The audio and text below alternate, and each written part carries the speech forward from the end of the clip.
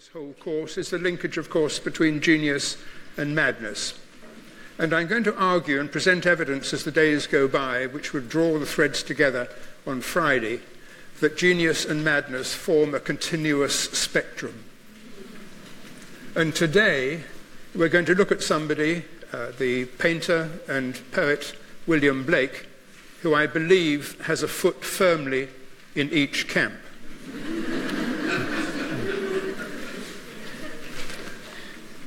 Those of you who know Blake will almost certainly have made the pilgrimage from the Houses of Parliament through the Embankment Gardens down to what used to be called the Tate Gallery and is now the Tate Britain, where in addition to their fabulous collection of Turners, they also have in a small darkened room the watercolours, engravings, and above all the exquisite little illuminated books that Blake made so laboriously and so lovingly, which sparkle like little jewels.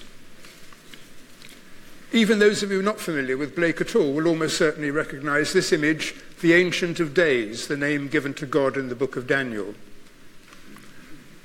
Blake was a deeply religious man, and so religious subjects featured very strongly in his iconography.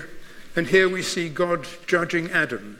And from the pose in this exquisite watercolour, you can see Adam with his bowed head realising that he is being found wanting.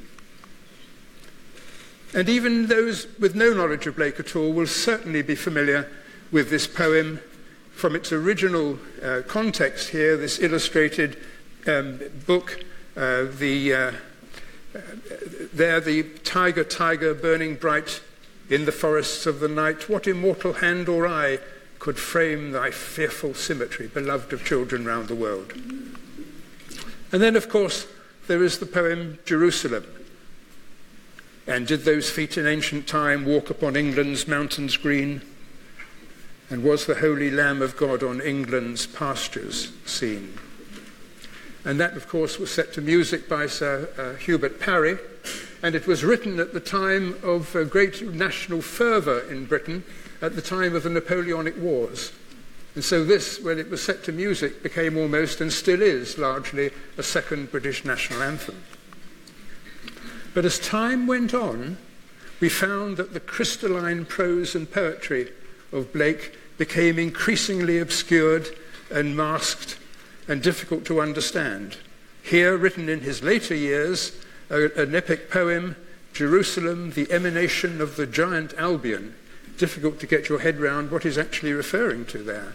But in it, it's a long, epic poem populated by a whole host of characters, mythological characters of his own invention, in plots that become so complex that baffled and caused derision among the literary critics of the day.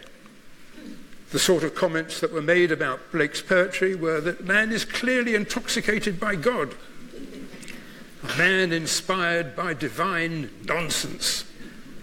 And yet, the Reverend John Martin had a more charitable view. He said, I thought rather cleverly, if Blake is cracked, his crack is to let the light in.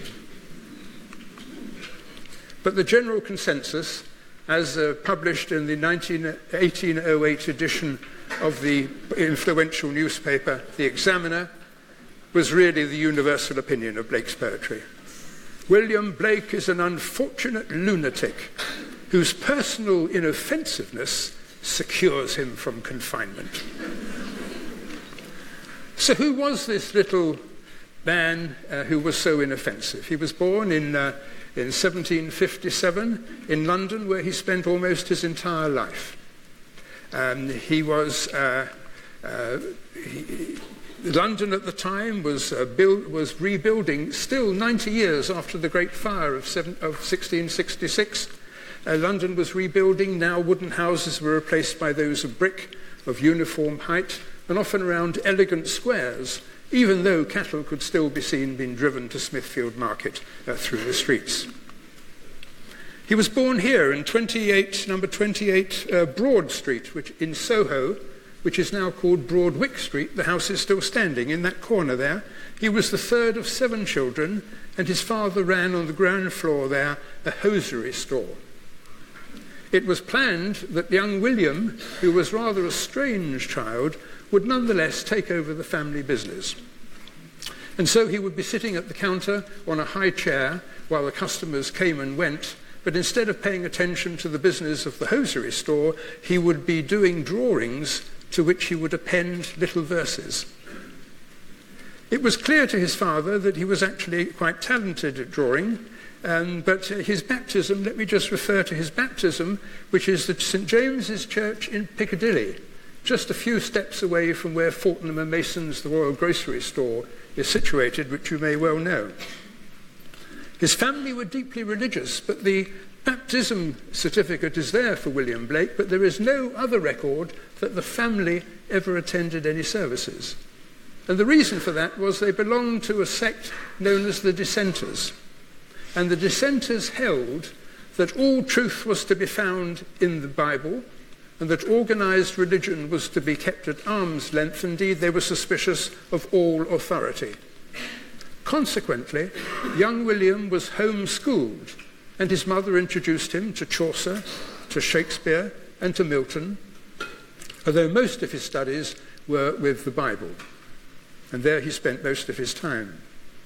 His drawing skills did come to the attention of his father, who was concerned about him, but sent him for classes at Mr. Parr's drawing school on the Strand. And there he learnt the techniques of drawing, and in fact he could draw spontaneously with great ease. He had his first vision, however, at the age of 4, and visions will feature throughout Blake's life, as we will discover. The vision occurred in his bedroom, and he looked at the window, and there was God standing there at the window talking to him. Excitedly, he ran to his parents, and he got a good hiding for making things up. Then, a little later on, when he was about 8 years old, he was visiting his grandparents in the country, looked up in a tree, and found it was absolutely filled with sparkling angels. And then across the field, among the haymakers, more angels. And he spoke about them in such a matter-of-fact way, as if everyone had recognized the angels on the tree and among the haymakers, and what was the big deal? At Mr. Parr's drawing school, he learned the skills, and this is a recognized picture by Albrecht Dürer, a drawing with chalk and charcoal of praying hands, and this influenced Blake enormously. And with he was asked to copy this, and of course he made an exquisite copy of that just at the age of 10 years old. With his pocket money, he spent his money on buying prints of Michelangelo and of Raphael and of Dürer, and making assiduous copies of those. It was clear that he was destined for an artistic career, much to the chagrin of his father, who was concerned of how he would make his living, and more so that being in the world of art, this might corrupt his morals. But he relented, and he sent him to become an apprentice at the age of 14 in the engraving school of James Bashire in Covent Garden, who was recognized the doyen of linear engraving of the classical style employed by museums to illustrate their catalogues. And here is an example of a work by Dürer of the Madonna and Child done with the line engraving technique, which young Blake was able to copy almost identically. So clearly he was a prolific student and enormously skilled, and his father relented, accepting that this young man could almost certainly earn a good living as an engraver. Why? Because in the 1700s and early 1800s, this was the golden age of books and book illustration, and good engravers were much in demand, and so his father felt assured that he would at least be able to earn a reasonable living as an engraver. Bashire's main interest, being employed by museums, was in recording by engraving ancient buildings and monuments, and he thought this was an excellent training for his young apprentices. And so he sent young Blake off to Westminster Abbey to make drawings later to be engraved in the line engraving technique of the monuments that were there. And there Blake was struck by this head on the coffin of King Edward III in Westminster Abbey. And there's a certain familiarity to that, I think you will agree, the wavy hair, the wavy beard, and this would appear in Blake's iconography for almost his entire life. And this is the first engraving he did on his own at the age of 15. Linear engraving, the shading that you get in linear engraving depends on the depth of the cut in the copper plate and the closeness of the lines, the fineness of the lines that you cut. And just look at that exquisite shading that he achieved here in this engraving of Joseph of Arimathea. And I'm not sure if Joseph of Arimathea was a real person or simply a mythological character, but it is said that he left the Holy Land after Christ's crucifixion, carrying with him a vial of Christ's blood. And he travelled to England, and there he distributed the blood. And this was the seeds of Christianity. This is myth, almost certainly, but nonetheless it was a powerful one that influenced this young boy brought up in the dissenting tradition. And we'll see later, in fact, we can refer back to the Jerusalem, building Jerusalem in England's green and pleasant land, to the Joseph Arimathea story. And why in England? Because Joseph Arimathea came with Christ's blood, and therefore this was clearly the place to build a new society. His engraving went very well, and with the recommendation of Paul from the drawing school and from James Bassire in the engraving school, he was accepted into the newly formed Royal Academy of Arts. This was the gift of King George III, with whose life William Blake's the reign of George III almost entirely paralleled the extent of Blake's life. So the two, King George III and William Blake, were overlapping almost from beginning to the end of their lives. And George III had given a donation for the founding of the Royal Academy of Arts, and Joshua Reynolds, of course, was the first president. But no sooner was Blake there, we begin to see an aspect of his personality. In addition to the queer visions that he was having, we begin to see his personality coming through, because within days of starting his classes, he was arguing with his teachers. Why? Because they were extolling the virtues of the Renaissance, whereas Blake was enamoured of the Gothic, and they just poo-pooed the Gothic as something not to be emulated. Later, as he regarded Reynolds himself, he called him a vain hypocrite. Why?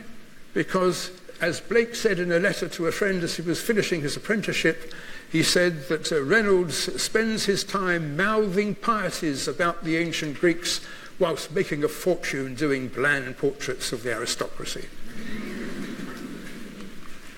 And then he wrote on in the letter to his friend, "I have spent the vigour and genius of my youth under the oppression of Sir Joshua and his gang of cunning hired knaves, without employment and without bread.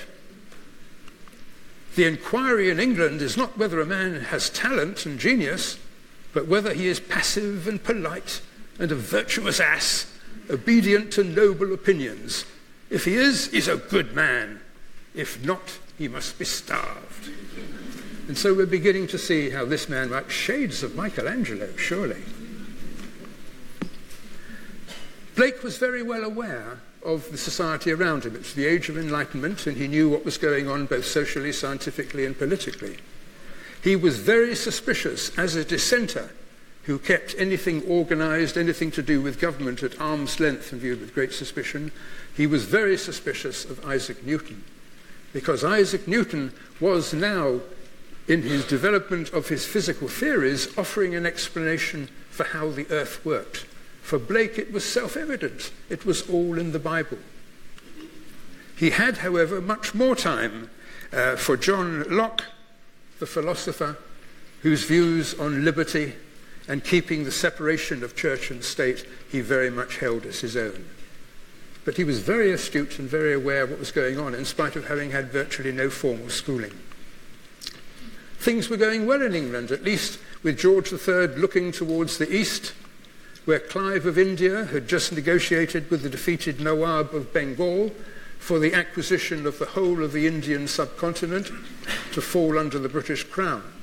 So things were going well, although not quite so well on the towards across the Atlantic in America, where General James Wolfe, had been killed by the French in the Battle of Quebec. Further south, in Massachusetts, things were not going well either, for the British, far away in England, had imposed on the colonial Americans a tax on imported tea for which they had developed a taste, and the population rioted, and the riot took the form, of course, of tipping the precious cargo into Boston Harbor. And this was just but the prodrome of what was to come, the American Revolution itself in 1776 and the Revolutionary Wars. So things were a turbulent time, but Blake was highly aware of what was going on. The government in Britain was very wary and very suspicious when the government passed an act which lessened the burden on British Catholics and granting them more rights. Rioting broke out, became known as the Gordon Riots in London. And because the government was on edge with the American Revolution and the loss of Quebec, the troops were ordered to fire on the rioters. And this only put fuel on the fire, of course, and before the day was done, London was engulfed in a riot that lasted for 7 days. During that riot, Catholic houses and places of worship were set afire and prisoners were released. At the end of 7 days, when things finally burnt themselves out, 500 Londoners had either been killed or seriously wounded, and latterly trials were held for 20 of the alleged ringleaders who were hanged. So this was the climate in which Blake was caught up in this as a bystander. Why? Because he was living in Broad Street in the middle of Soho, and all this was going on around him. For Blake, this was not a surprise, because in the book of Revelation, it was just a matter of time before Armageddon. And this was the prodrome of Armageddon in Blake's mind. Around now, rather touchingly, he was a young man, romantic, I suppose, and he'd had an unrequited love affair. And to get over his sorrow, he took himself off to lodge with a market gardener in the little village of Battersea. It's quaint to think of Battersea as a little village, but then it was. And he lodged there, and the market gardener had a daughter called Catherine. She was 19 years old, and you can see from this little sketch that he did of her, he was quite taken by her, and from her demeanour you can see that she was shy and respectful. And this he admired in her. And he told her the story of his unrequited love. And he said to her, "Catherine," having told the story, "do you pity me?" "Oh, yes, I do, most sincerely," she replied. "Then I love you for that," he said. "Well, I love you too," she said. 12 months later, they were married. If only life were that simple, isn't it? But what she admired in him was his openness and his honesty, and what she later described as the purity of Mr. Blake's soul. And that, I think, is the essence of this man, in spite of all the other psychological things that are going on in his head. You remember that he was writing little poems to accompany the drawings he did when he was supposed to be learning how to run a hosiery store? Well, he gathered all these together and actually found himself invited to soirees given by the wife of a day preacher at St. Martin's in the Fields. And in those days, St. Martin's in the Field Church was indeed in the Fields. Now it's Trafalgar Square, of course. But he was invited to the soirees where he recited his poetry, and the audience there were very enamoured of his verse. They thought he had great talent, and they all clubbed together, knowing he didn't have any money and he came from a poor family. They clubbed together to have his poetry published. And here's the first publication of William Blake's verses, Poetical Sketches by, modestly, W.B.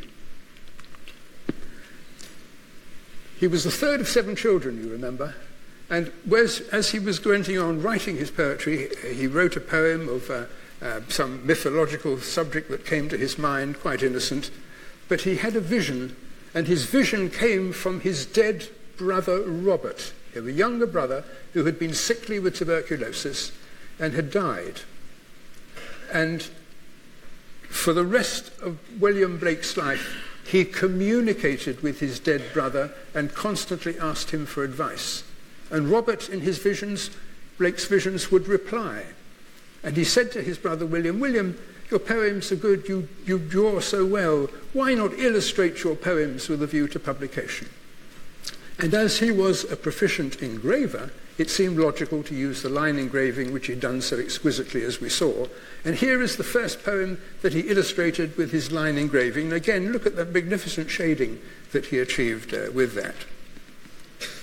The problem was that he was ambitious to write and write and illustrate and illustrate and illustrate, and line engraving is a very, very time-consuming business. So he asks his dead brother Robert, "How can I overcome this problem?" And Robert said, "I will tell you. This is what you must do. You must take a copper plate, and on that copper plate, instead of using your etching tools, your engraving tools, what you take is simply a brush, and you dip it in a mixture of pitch and turpentine, very viscous and thick. And then with your brush, you can write your poem, and you can do illustrations on the side as well." And this is the first sheet that he actually did, following his dead brother's recommendation, or instruction, I should say. And this seemed to work quite well, and he refined the technique, and the beauty of the technique was that it was cheap and it was quick. But what you do is, having done that on the copper plate, you then dip the plate in acid, because the pitch is impervious to acid. You dip the plate in acid, some of the copper disappears under the effects of acid, so what you have just drawn and written stands out proud. You can then ink that with a roller, and then place paper on top and make a print. And then you can hand colour it. And these were the instructions from Robert. And this is what he did. The advantage, of course, cheap and quick. The disadvantage is you don't have the refinement that we saw in the line engraving. And furthermore, because this is really a sort of plastic organic material, as you make each print, you degrade what you've put on the copper, and you can only get about 10 or 12 prints before the whole thing disintegrates. But nonetheless, it served his purpose. And he worked on this technique, and look at the exquisite result he got within a few months of practicing with this. And this comes from a book of poetry that he wrote for children called Songs of Innocence. They're little verses, and he's illustrated them beautifully in hand watercoloured, quite exquisite. And these are the things that you can see if you go to that little room in the Tate Gallery. Exquisite little jewels. He called this illuminated printing, his illuminated books. And in his poetry here for children, he wanted to give them a secure space in a turbulent world. And in his imagination, he conceived of animals, birds, and insects talking to each other, talking to the children. It was a protected environment, and what an absolute delight. Genius, well, I leave that up to you, but isn't it lovely? He was having to earn a living, meanwhile. These were little experiments. He couldn't really sell any of this. He had to put bread on the table. He was now married. And so he did engraving for other artists and for booksellers as his ways of earning a living, commissions, in other words. And he was particularly struck by a commission that he received from this man here, a Swiss defrocked priest, Johann Heinrich Fuseli. He had to leave Switzerland, having crossed the ecclesiastical authorities there, and sought refuge in England, where he changed his name to Henry Fuseli. He was a very loud, exhibitionistic sort of man, highly opinionated, but Blake looked up to him because he had a doctorate in theology, and Blake was homeschooled. Furthermore, Fuseli adored the Gothic. And this is a celebrated painting by Fuseli of the nightmare, and you can see these terrible creatures in the background there, and the whole point of the Gothic, of course, is to over-exaggerate emotions, and here this woman stretched out is having her nightmare. And Blake adored this. He recognized a soulmate in Henry Fuseli. So much so that he gave Henry Fuseli one of his own paintings, and he said to him in sotto voce, "This is very good. The Virgin Mary told me so."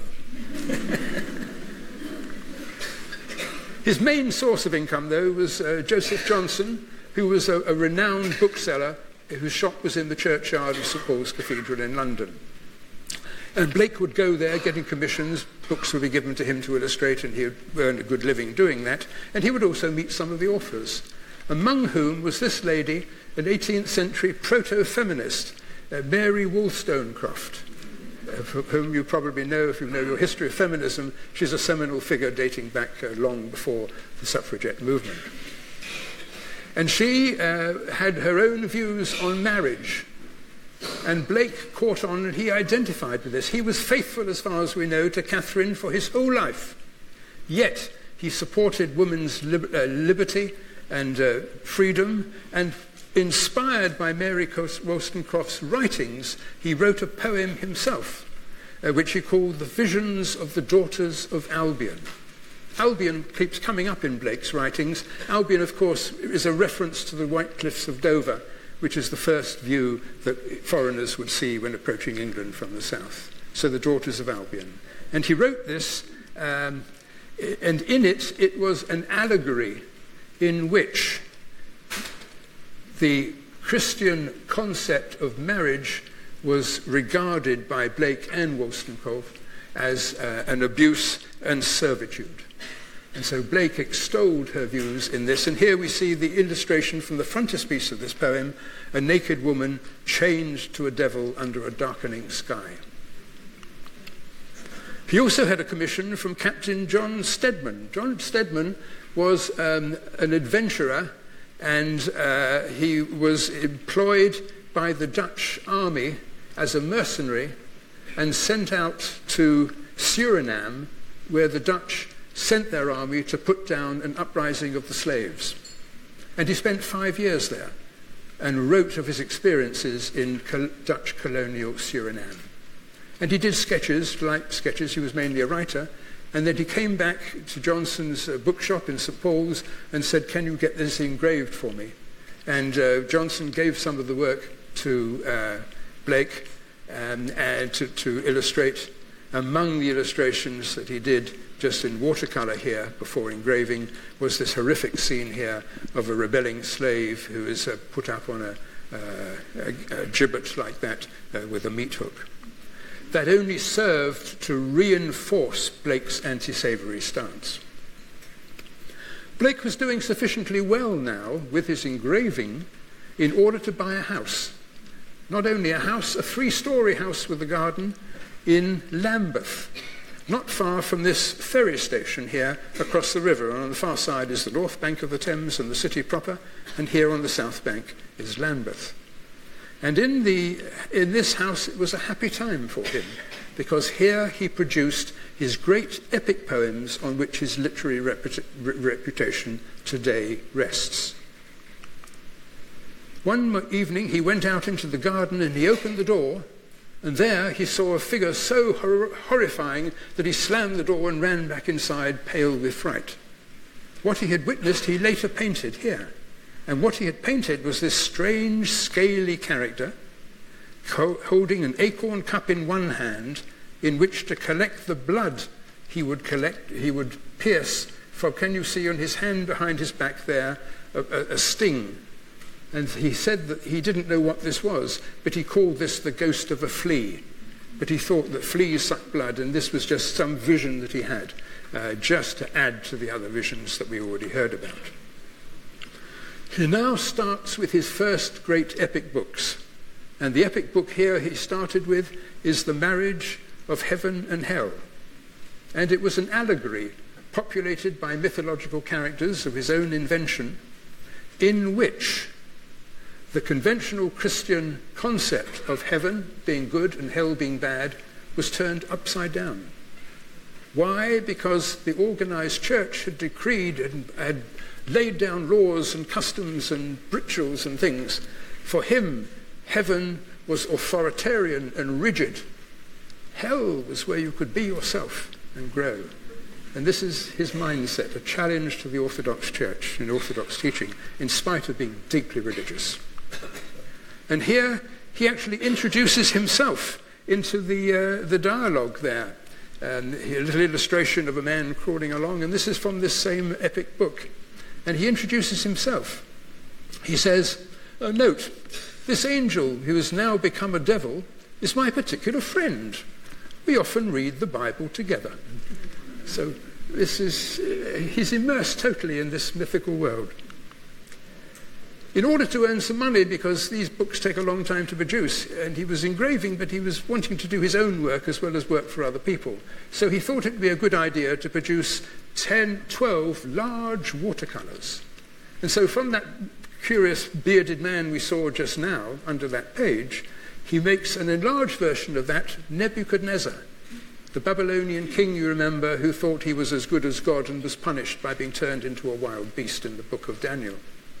And there's Nebuchadnezzar, eyes fiery like a wild beast, mouth downturned. And again, you recognize Edward III's beard and hair from Westminster Abbey. Scaly skin and his finger and toenails like talons. He also did a watercolour, a large watercolour, which he would then engrave and hopefully sell, of Isaac Newton. And here is Newton with his sheets scroll on the ground there, his dividers, making his physical measurements of the real world as he saw it, sitting on a rock. But where has he placed him? At the bottom of the ocean. Notice his hair, tightly curled, as if we're looking at the convolutions of his complex brain. Why did he place him at the bottom of the ocean? Because he could not have disagreed more vehemently with the underlying principles here that Newton published in his Principia, the basic laws of physics that govern how the Earth and the universe function. Because this contradicted absolutely the immutable truth that appeared in the Bible.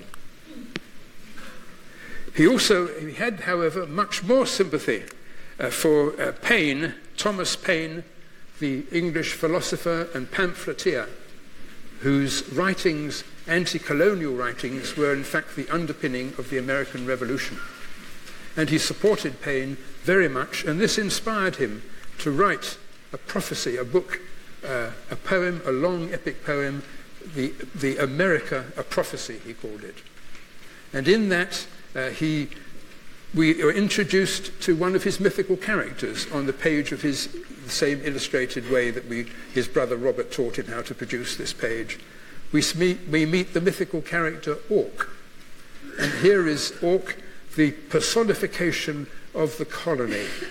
Orc has burst out of his grave, freed himself from the chains placed on him by the Antichrist.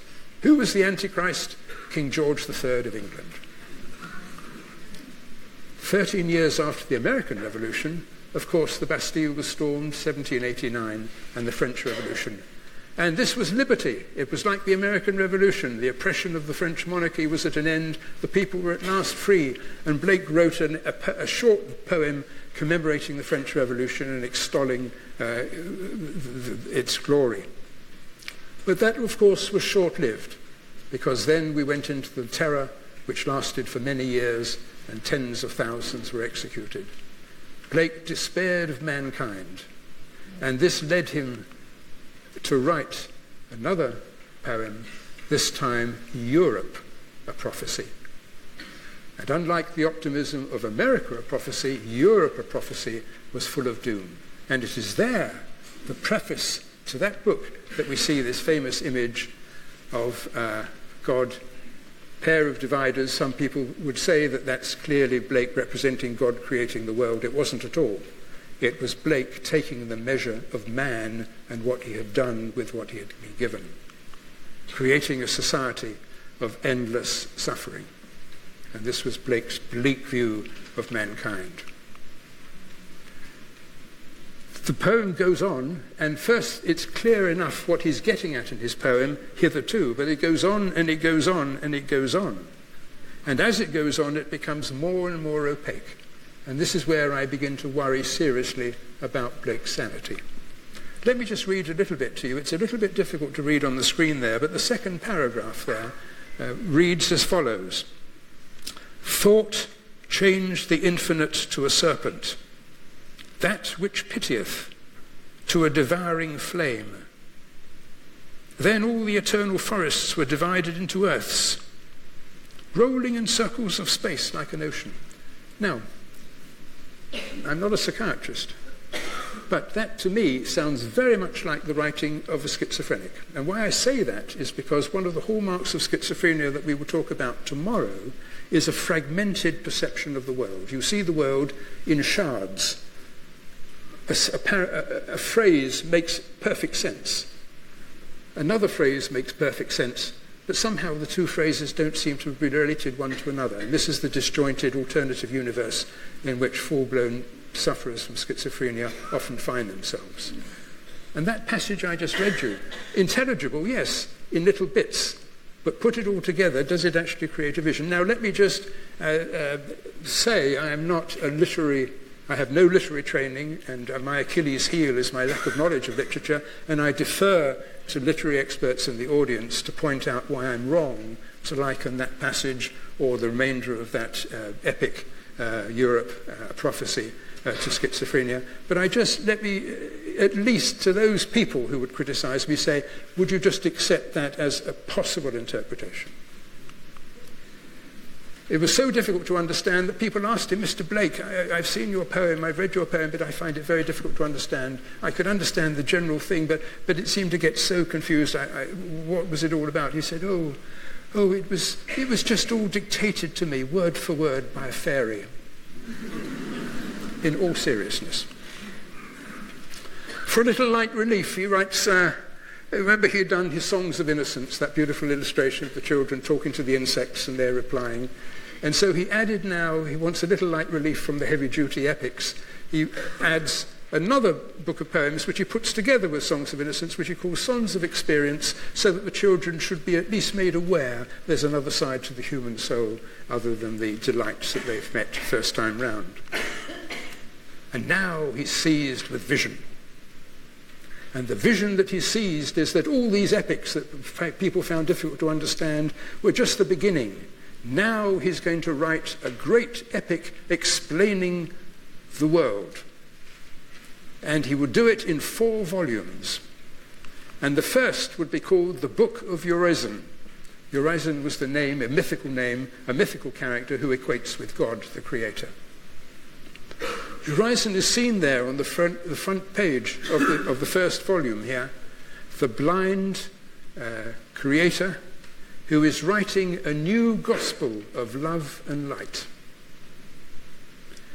And as the story unfolds, it starts off being quite intelligible, and in that some wonderful visions appear. You can just conjure them up in your mind. Urizen looks around the world and sees all the horrors around him and is shaken and is dismayed that his own children seem to have fallen by the wayside and are not following the right path.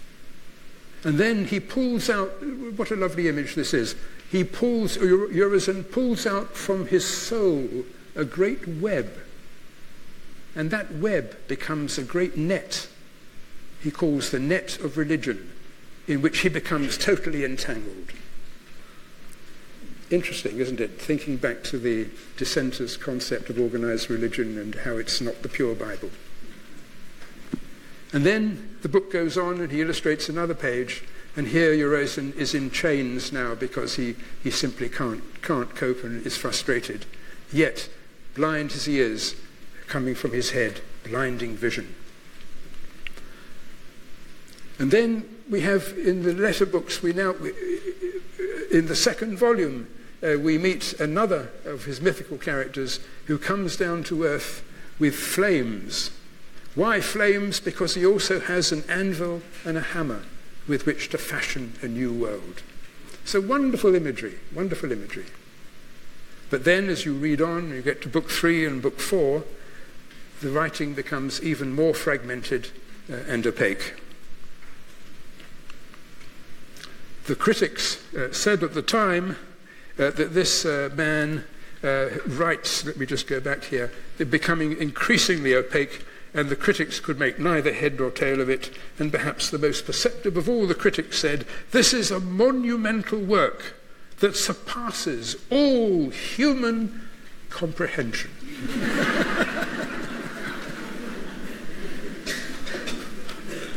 Undeterred, he writes another epic, or at least he starts another epic. And that epic is called The Four Zoas. And now, not content with having explained the earth, he now wants to explain the universe. And there is the universe, with Adam and Satan in the centre, and these mythical names of various characters. He writes 2,000 lines, and then gets writer's block. He stops. He can't go on. He puts it aside a couple of years, comes back later, writes another 2,000 lines, can't go on, and falls into a deep depression. A complex man. Out of the gloom, a ray of light. He gets a letter from a Reverend John Tussler. The Reverend gentleman writes to Mr. Blake, "Dear Mr. Blake, I would love you to send me, if you wouldn't mind, some drawings illustrating some Christian sentiments of virtue. To send me some drawings, and if I approve of them, I would love you to engrave them." And so Blake perks up, and it's a bit of work, and so he does. So he sends some drawings to Tussler, and then a few weeks later, the drawings come back with a letter from Tussler saying, "I'm sorry, these are simply not acceptable." Whereupon Blake picks up a pen and writes to the Reverend gentleman, "Dear sir, I'm sorry you're fallen out with the spiritual world. You ought to know that what is grand is necessarily obscure to weak men. That which can be made explicit to an idiot is not worth my care." Doesn't this remind you of Michelangelo and the Pope? I mean, there's a linkage. Well, he needs a change of scenery. Things are not going well. And he gets another letter, this time from a squire of a little village in Sussex by the sea called Feltham, not far from Dover. And bear in mind, up to all this time, Blake has never left London. He's never seen the sea. And so he says to Catherine, "Let me go down and see what this is all about." And in the letter from the squire says to him, "I would love you to come down," because he was also a gentleman poet, the squire, and he wanted Blake to illustrate with engravings his own imagery in his poetry. Second or third-rate poetry, I'm sure, but nonetheless, it was a change of scenery and a challenge. So Blake goes down to Feltham, and immediately he writes back to Catherine in London saying, "Oh, it's wonderful here. The heavens open up on all sides." It was the first time he was seeing the horizon, having been a city boy. And he goes back and enthusiastically he says, "Catherine, we must go down. It sounds too good to miss." Goes down, acquires a little cottage with a little garden and looks out over the sea. And there the squire gives him his poetry, and he sets to work, but he also sets to work on his own things.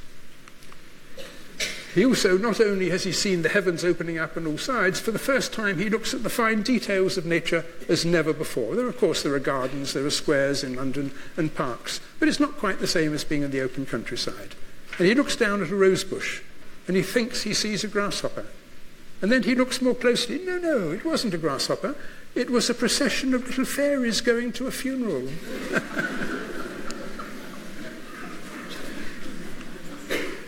And in fact, we shouldn't laugh at the fairies, because it is they who dictated some of the most exquisite poetry in the English language. To see the world in a grain of sand, and heaven in a wildflower. Hold infinity in the palm of your hand, and eternity in an hour. Written by Blake in Feltham. But it was perfectly clear after 2 years that the squire was not interested in Blake doing his own poetry and his own drawings and paintings. He wanted him just to do his own engravings for his own poetry. And so they chuck it in and go back to London. And so back in London, they're back at their house again in Lambeth, and one night he goes out, opens the door to walk in his garden, and there confronting him is the Virgin Mary. And as he looks at the Virgin Mary, a little bit startled, he sees a shooting star. And a shooting star comes right down and strikes him in his right ankle. And as he looks down at his right ankle, the shooting star transforms into the face of John Milton. And John Milton slowly disappears and fades from view, and as he does so, Blake feels Milton entering his body. And this inspires him to write another epic. He just calls simply Milton a poem, but it's a work that will occupy him for some 6 years, working on and off.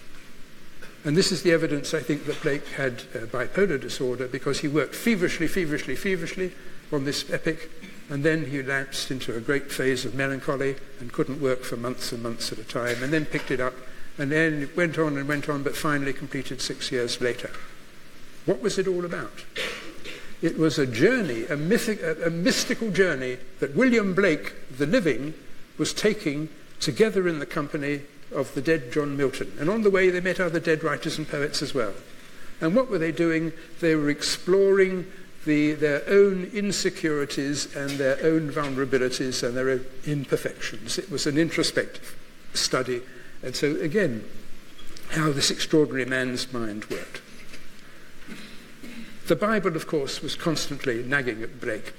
And a patron that he'd had from years previously, Thomas Butts, knew that he was in poverty, that he wasn't really selling any of these great works that he was creating, and that he said to him, "Would you do for me, and I will be happy to pay you generously, for some watercolours based on the Bible? And why not start with the book of Job?"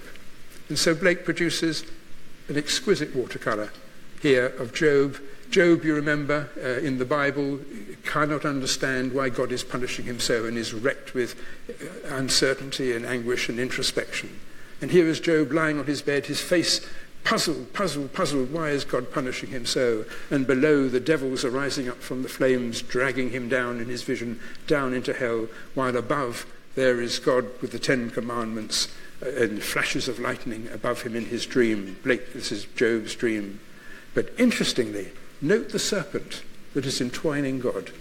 Have you ever seen God represented with a serpent entwining? So here is the push and pull of religion as depicted, and yet conflicting with the morality Blake, with his pure soul, can wrestle with, identifying with Job, as it were. And he does a series like that. Here's God appearing in a whirlwind and a sunburst. And again, Job there with the hair and the beard of Edward III from Westminster Abbey. Then we see another side of Blake, because now he does illustrations not for Butts, but for his own satisfaction now, getting back into the Bible from the book of Revelation. And here we see a 7-headed blue devil demon arising from the depth, armed in one hand with a club, another with a sword, prizing from the book of Revelation the stars from the heaven which fall to earth as the cataclysm begins. And here we see a woman clothed in the sun, fending off a dragon from above, again from the book of Revelation. And then he still is yearning to go back and create these great epic poems, and starts yet another one, Jerusalem, the emanation of the giant Albion, the one we saw right at the beginning, you remember, where everything was becoming more and more opaque. But here he now sets, referring back to Joseph of Arimathea, bringing Christ's blood to England after the crucifixion. Now he's building a new Jerusalem, Jerusalem being a synonym for a perfect world, on England's pastures green. And we know that because in the back we can see Stonehenge. And it's a magical kingdom that is being created now, because the sun, the stars, and the moon all shine simultaneously together. The problem was he was still not earning any money. He was a serene man. He wasn't materialistic in any way at all. But meanwhile, he's depending on charity and people giving him work to do and things. So he has an idea. He's going to have a retrospective exhibition, not at the Museum of Modern Art in New York, but in his father's drapery shop, his hosiery shop on 28 Broad Street. And so his brother, who had inherited the business, as Blake didn't want it, clears the hosiery store of stock, and all the walls are lined with all the works that he'd done that are unsold, and there are many, many, many of them. And to accompany the works on display, he wrote a descriptive catalogue of pictures, poetical and historical inventions painted by William Blake in watercolours, being the ancient method of fresco painting restored, and drawings for public inspection and for sale by private contract. Well, what could be nicer than that? I mean, he's obviously got a good eye for marketing. Sadly, hardly anybody came to the exhibition. He sold absolutely nothing. And the only review was written in the newspaper was not exactly complimentary. Why? Because this was not a descriptive catalogue, as it said on the cover, of all the works on display potentially for sale. It was a random collection of thoughts on art and religion that didn't seem to relate one to another. Again, we come back to this concept. The reviewer wrote, "The poor man fancies himself as a great master, a farrago of nonsense, unintelligibleness and egregious vanity, the wild effusions of a distempered brain." Sad, but that was how he was perceived. He spent his last years almost as a recluse with Catherine, poor but serene, alone except for some young acolytes who called him the interpreter being the character in John Buchan's Pilgrim's Progress, you remember, the one who knew the way. And so they looked up to him and revered him as almost a mystical man. And they said to him, "Mr. Blake, sir, we would love to commission and pay for you to engrave those lovely pictures, your watercolours you did for Thomas Butts of Job." And he did. And here's a beautiful engraving that he did. He produced about 10 of these engravings for these young acolytes, which they paid for. And here, perhaps one of the finest line engravings that there is ever, outshining even Albrecht Dürer by many critics' views, of the same watercolour that we saw. Job lying there, you remember, the devil was pulling him down into hell. God now wrapped in a serpent that seems even bigger than it was before. Blake was at this time an ill man.